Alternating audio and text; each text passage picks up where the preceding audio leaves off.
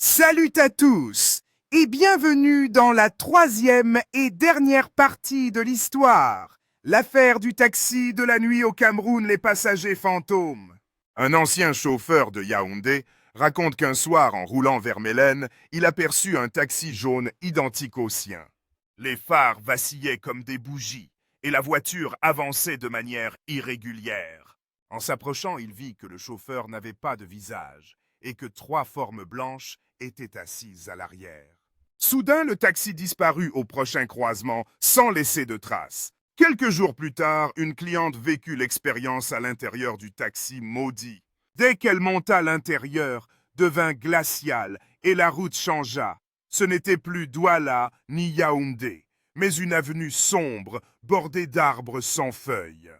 Une femme habillée de blanc était assise derrière elle, respirant lentement. Le chauffeur lui dit calmement « Ici personne ne descend ». Quand elle tenta d'ouvrir la portière, tout devint noir et elle se retrouva près de chez elle, sans explication. Petite pause, abonne-toi, like, commente et partage si tu suis l'histoire. Enfin, plusieurs habitants d'Omnisport ont vu un taxi jaune sous la pluie sans chauffeur. Les portières s'ouvraient seules et des voix chuchotaient des noms.